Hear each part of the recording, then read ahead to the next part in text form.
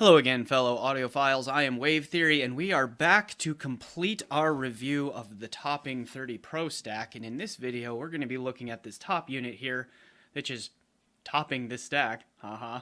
Okay, and that is the D30 Pro digital to analog converter. So I previously did a video review of the A30 Pro amp, which is here on the bottom, so I will link to that below as well.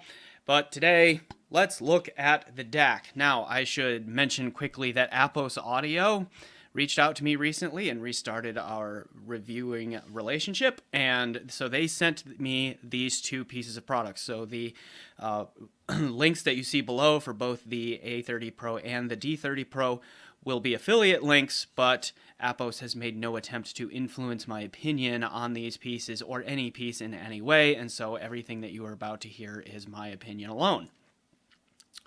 All right, and so with that, the other housekeeping item we need to take care of is to do the things you do for YouTube channels, please, like and subscribe and do all of that kind of stuff. So with that, we will dive into the D30 Pro. Now this is a $399 US digital to analog converter. It is in the measurement chaser game, so it is designed to have vanishingly low distortion and measure pretty much perfectly on an audio precision measurement rig, and at that it succeeds.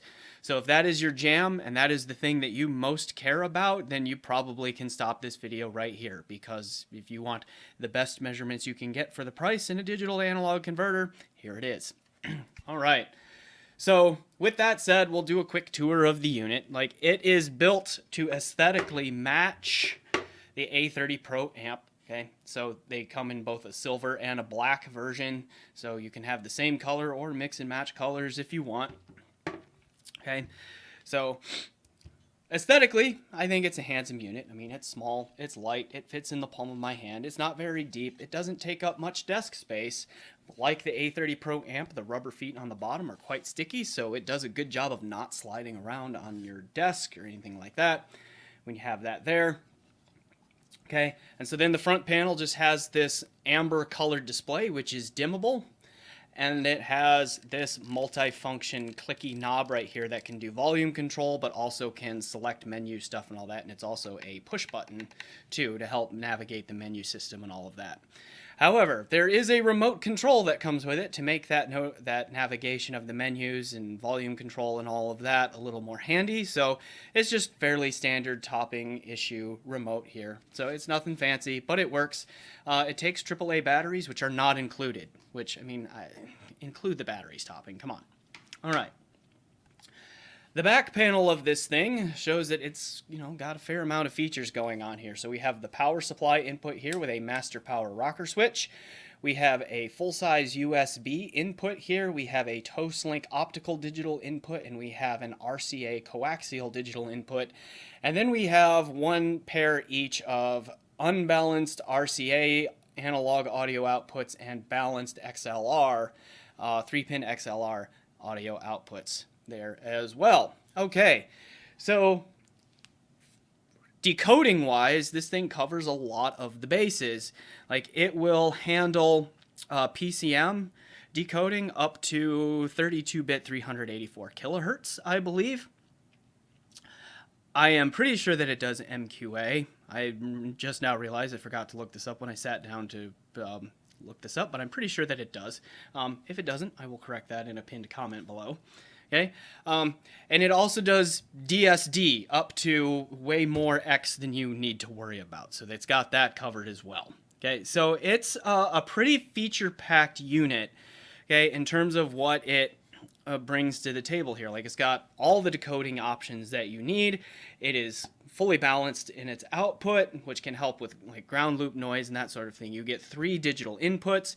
Now, the fun ones like DSD, and then the MQA is in there and all of that, and then up to the full 32-bit 384 kilohertz PCM are only available via USB, the SPDIF, the optical and the coax SPDIF inputs are a little bit more limited, but you're still going to get a fair amount of decoding options through those too. All right. And it comes with a remote control. It has a preamp function with volume control in there, and I found that like when I went to volume match this to my other DACs for A/B testing, that actually setting the volume down to 1 decibel below its full output was actually volume matched to my other DAC. So it has just a wee bit more output level, I think, than some others do. Just keep that in mind at its max level. Okay. Now, another interesting bit about this thing is the decoder chip. It is a chip-based DAC, okay, and it uses an array of 4 Cirrus Logic CS43198 DAC chips. I don't exactly know what the purpose of that is. It's an interesting thing that it does. I've not really heard a whole lot of DACs with Cirrus Logic chips in them either. And again, like Topping used to use AK chips, AKM chips, and we all know what happened there. And so they've been scrambling to do other chip types. And so the website on the Apos website talks a little bit about why they do it, something about fully balanced and keeping noise down and all that to use 4 chips. I don't know exactly how that works. It seems like the more chips you use, the more prone to noise there would be, but they're doing something in there. So anyway, it's interesting in that, like, it's the only DAC that I know of right now that does that. Okay. All right. And so then again, I already said this, but it bears repeating. It is a measurement champ. If your goal is to have the best measuring DAC that you can get at $400, meet the Topping D30 Pro. Okay, here it is. All right, it's vanishingly low distortions and near flawless measurements on an audio precision measuring rig. Okay, so then what about the sound? Well, the sound that you get is quiet. Okay, it is very quiet in the sonic background. Like that's a hallmark of the whole measurement chasing thing, is that its sonic background is like black void, pretty much. Okay.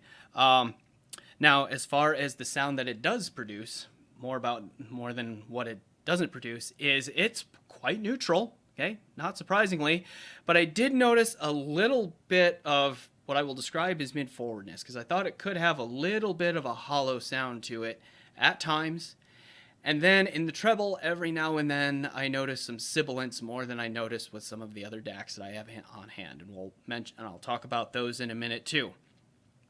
Okay, but truthfully, the sound is otherwise unremarkable, which in this measurement chasing day and age, I think that's kind of the goal, is just to make the unit itself as sonically unremarkable as possible.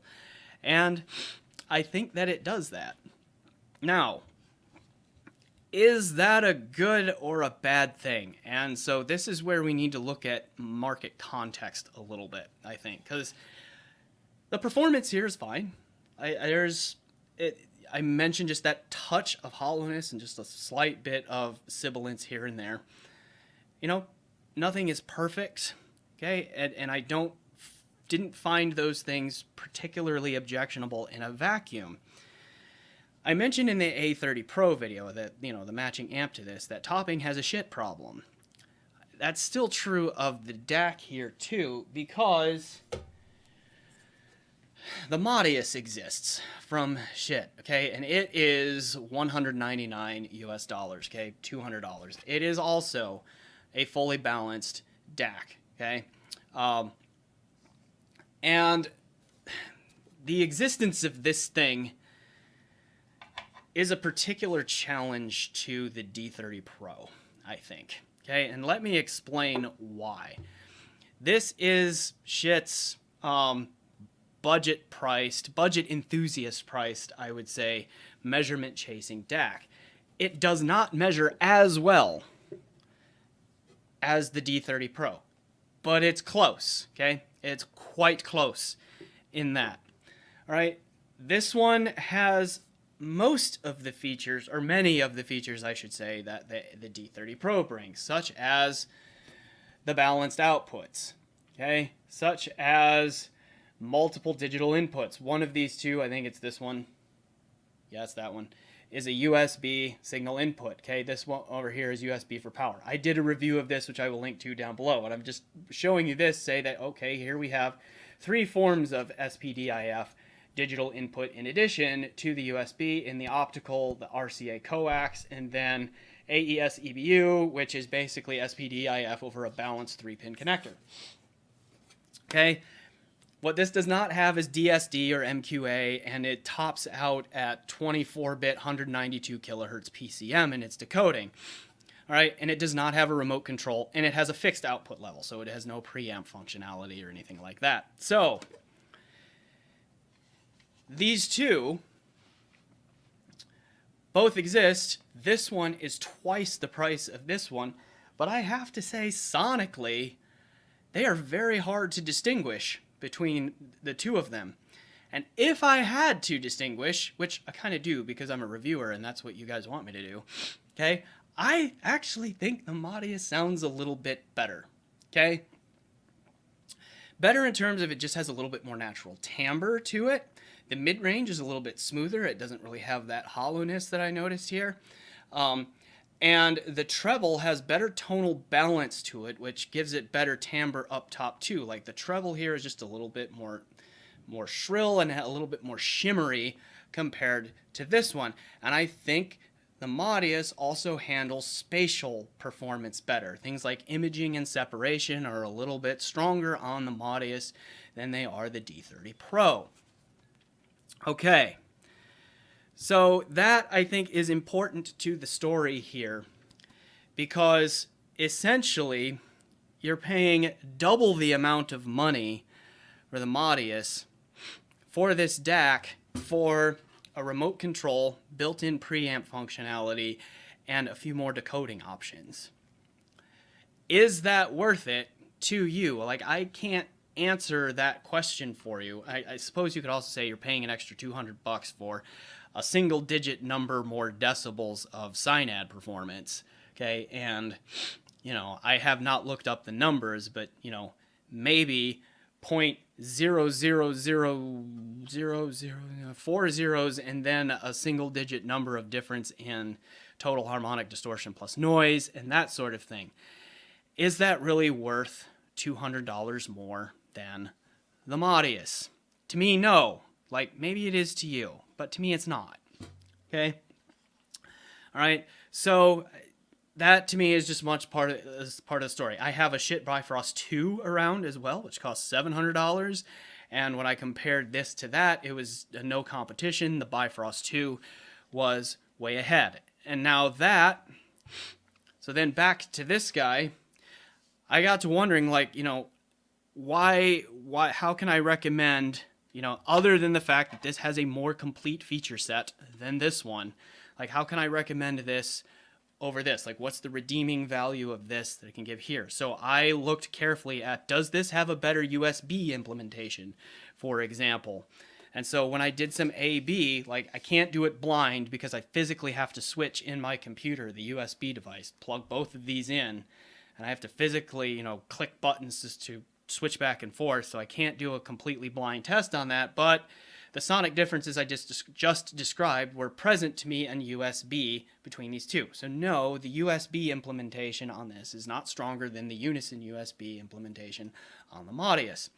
All right, so then I'm like, well, how about from SPDIF performance? Like, does this separate itself there? So I used my Singer SU2 USB bridge, which has twin coaxial SPDIF outputs, and I used coax in on this, and I used coax in on the Modius, and then I used my Little Bear XLR switcher box to go into my highest quality amp, which is the Vioelectric HPA V281.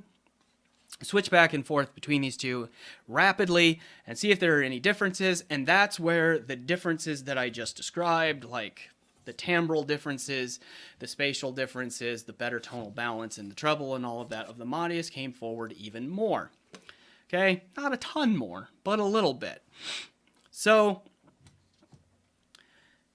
to me, the bottom line of this guy is that it's just, they're asking too much money.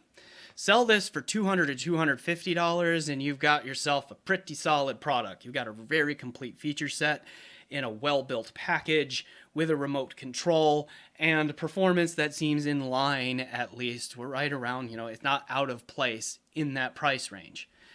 $400 for this, in my opinion, is just straight up too much. Okay, so that's my general take on this. All right, on the D30 Pro DAC on its own. Now, since it's here and I'm at 15 minutes of video, I'll try to wrap this up quickly. What about these two stacks? If you are here in the United States anyway, you have the option of either of these stacks. You have so it would be $400 plus $350, the $700, so basically $750 topping stack here, which is a measurement beast, or the $400 total shit stack, which is not quite as much of a measurement beast, but still a measurement beast. Okay?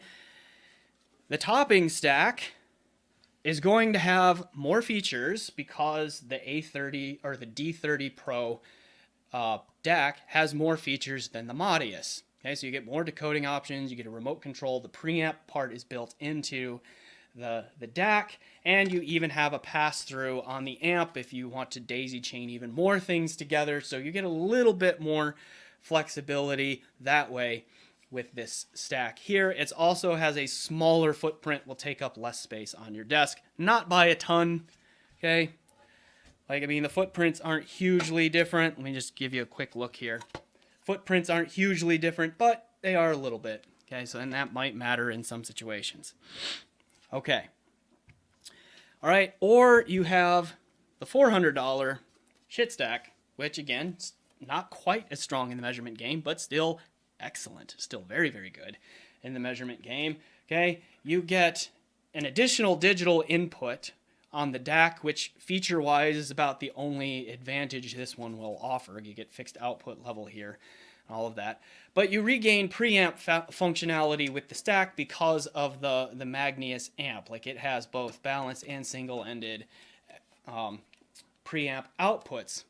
Okay, and I think performance-wise, this one sounds better more often than the topping stack. Okay, that's my opinion, particularly with low impedance dynamic headphones and planars.